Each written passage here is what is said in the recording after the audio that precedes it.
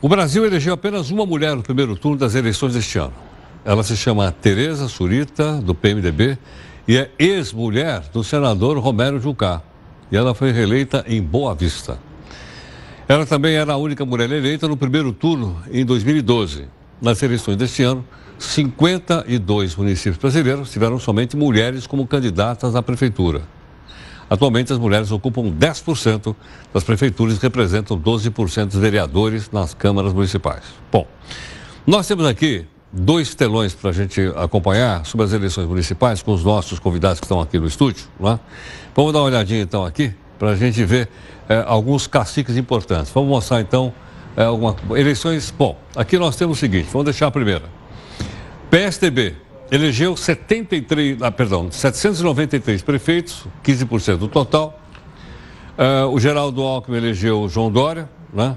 E o PSOL se destacou, o PSOL 50 se destacou como no segundo turno do Rio de Janeiro. E Belém. Disputa Belém e disputa o Rio de Janeiro, o PSOL. Bom, outro gráfico para a gente mostrar em relação ainda às eleições. Bom, no caso aqui o PT, ele perdeu de 11,5% para 4% o número de prefeitos. Aqui, quem mais perdeu? O Eduardo Cunha, que apoiou o João Paulo, perdeu lá no Rio de Janeiro. Perdão, Eduardo Paes, desculpa. Pedro Eduardo Paulo. Cunha como chama? Ato falho. O Pedro Paulo que perdeu no Rio. Pedro Paulo perdeu no Rio de Janeiro. É isso. O Eduardo Paes ele perdeu porque ele apoiou e não conseguiu. Teve uma derrota também. Outra derrotada, Marina Silva, que já foi comentada agora há pouquinho aqui da rede, apenas com 2%. Viu, Heródoto? Só acrescentar 2 dados. Pode comentar. Volta um pouquinho a tela para trás para o coach. Aí mesmo. Essa mesmo? A rede da Marina Silva só elegeu 5 prefeitos no país inteiro. 5 prefeitos. E no caso do PT, é dramática a mudança que aconteceu. O PT foi para 10º lugar em número de prefeituras. Era o 3º maior partido, né?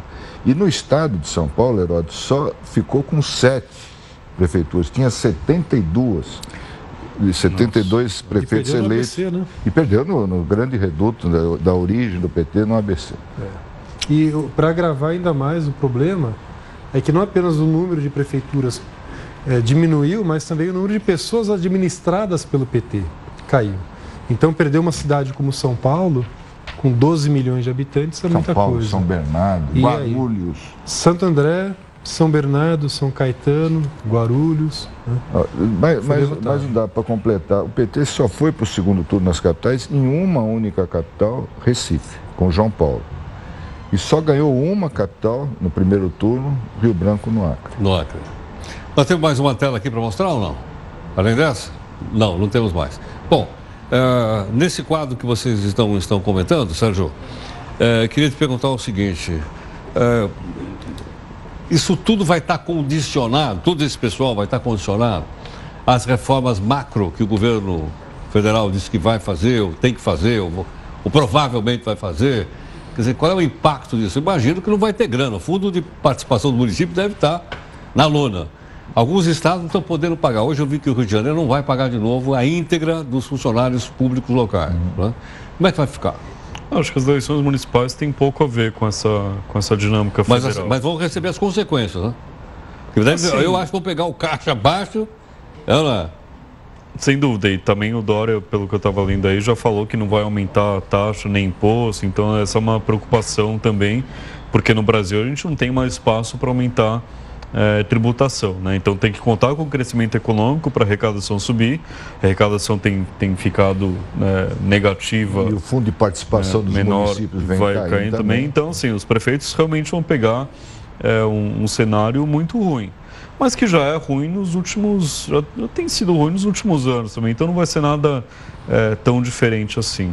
Né? Quanto aos governos estaduais, aí a briga é com o governo federal mesmo, convenceu o Henrique Meirelles a liberar um pouquinho mais de dinheiro, coisa que ele não vai querer fazer.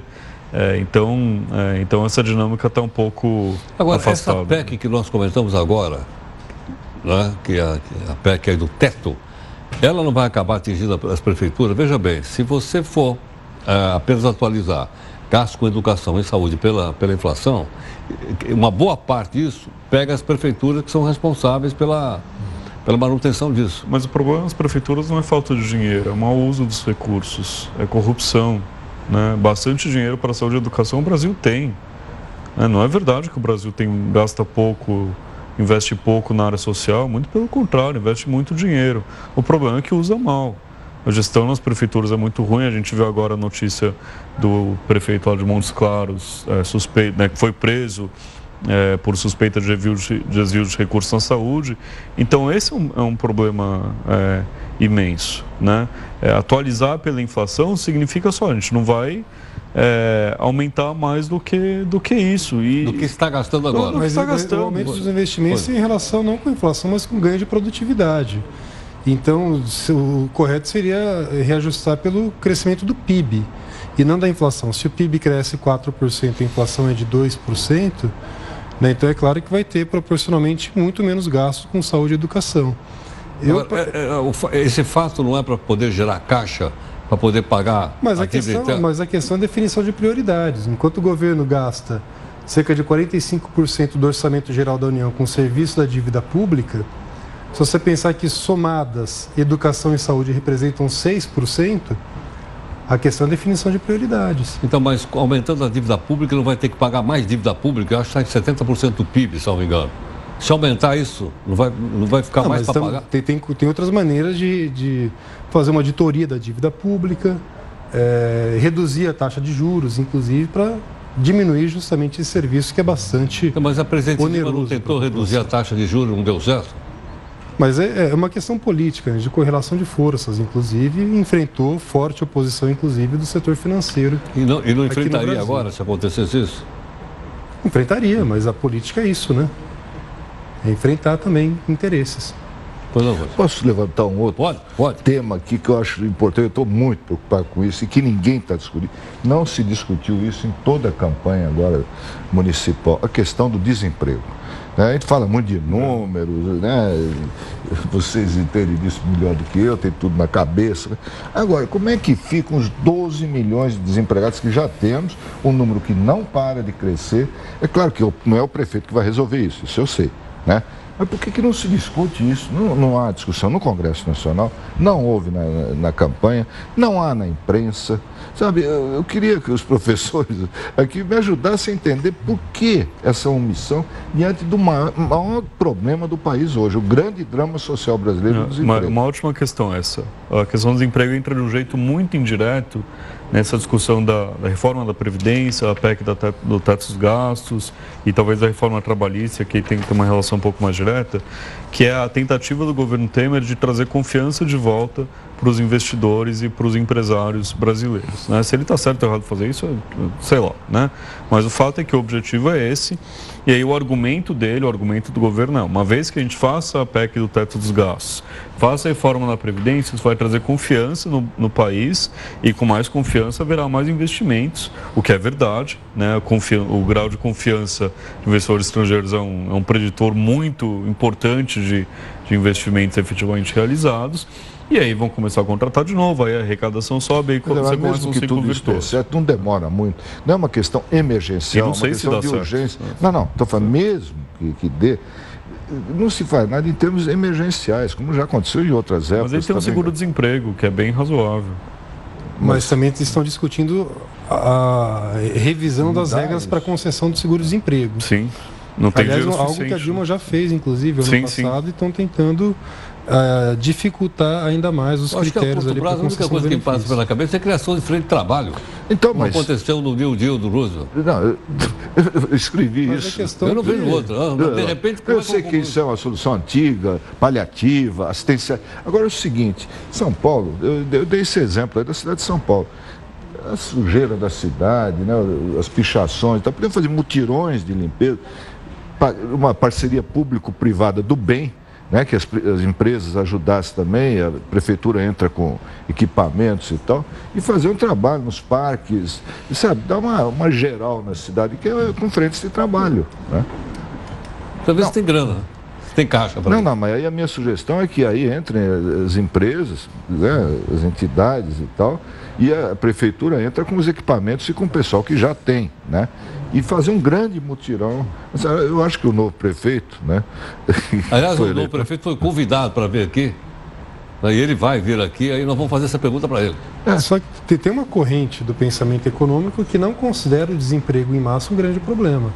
Como assim? É importante, sim. Por exemplo, quando a ex-primeira-ministra do Reino Unido, da Grã-Bretanha e da Irlanda do Norte, a senhora Thatcher, enfrentou o crescimento do desemprego, por exemplo, em 82, 83, o desemprego ali no Reino Unido chegou a 13,8%. 13,8%. E Alan Budd, um economista, assessor do governo, deu uma entrevista e declarou o seguinte, né? Quando o repórter perguntou para ele o que o governo faria para reduzir o desemprego, ele falou, não, o governo não vai fazer nada. Esse não é um assunto não é um problema do governo, e sim um assunto de responsabilidade individual. O que ele disse era o seguinte: nós vamos restabelecer uma taxa natural de desemprego. Esse é o veredito do mercado. Para ele, como o mercado de trabalho estava muito aquecido, ele falando em nome do governo naquele momento, seria interessante recompor o exército industrial de reserva, o tamanho do número de desempregados, enfim, para fortalecer o poder de barganha dos empresários, para assim recuperar a taxa de lucro das empresas. Uma entrevista muito parecida foi dada pelo Armínio Fraga, há algum tempo atrás. Ele foi um dos principais coordenadores da campanha do Aécio Neves, quando ele falou também que o mercado de trabalho no Brasil estava muito aquecido.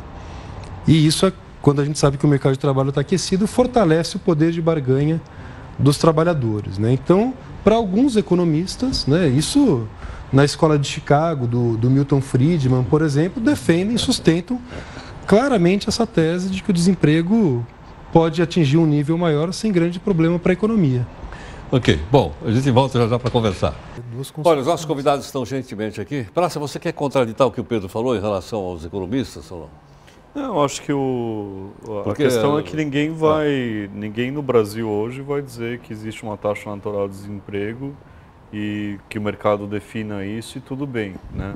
Até o Dória, que é dessa linha mais liberal, mais de direita, talvez um dos motivos para algumas pessoas terem votado nele, eu tenho amigos que votaram nele por esse motivo, é que ele é um empresário, é visto como alguém pró-empreendedorismo, que vai diminuir burocracia, que vai facilitar a vida do empresário. Diminuir burocracia, somos todos a favor. Amigo. Pois é, então assim, acho que também tem a questão do desemprego e do crescimento econômico passa um pouco por aí, né? Embora eu acho, né, concordo com o coach, acho que foi um tema muito pouco falado diante da gravidade da situação. Toda a discussão política desse ano, na campanha e no Congresso, simplesmente não se toca nisso. É que acho que aconteceu coisa demais esse ano, né? Mas a consequência mais grave é essa. Né? Essa é a consequência. É verdade. 12 milhões de desempregados. Eu acho que tem um documento, né, aquele documento Uma Ponte para o Futuro, que foi divulgado pelo PMDB em outubro do ano passado, faz um ano já agora. Né? E ali na questão da legislação trabalhista, eles são muito claros. Defende a flexibilização das leis trabalhistas, ou desregulamentação do mercado de trabalho, e propõe substituir o legislado pelo negociado. Então, defendem justamente o princípio da livre negociação e que o Estado tem que se intrometer o mínimo possível na relação entre patrão e empregado. Daí abre margem também para outras interpretações como essa. Nós vamos ter oportunidade de falar sobre isso, né? Vamos convidá-los de volta para a gente pegar o tema do desemprego e as diversas possibilidades para que a gente possa ver como é que o país pode se mover. Praça, obrigado. Muito obrigado. Obrigado mais uma vez. Tchau. Obrigado, Heraldo. Até a próxima. Até mais. Pedro, obrigado. Obrigado, até. Bom, com a participação então dos nossos convidados, nós temos certeza, né, que você viu de uma maneira fácil, didática, né, eu consegui entender perfeitamente. E aí a gente vai formando a nossa própria opinião. Em um minuto, nós voltamos.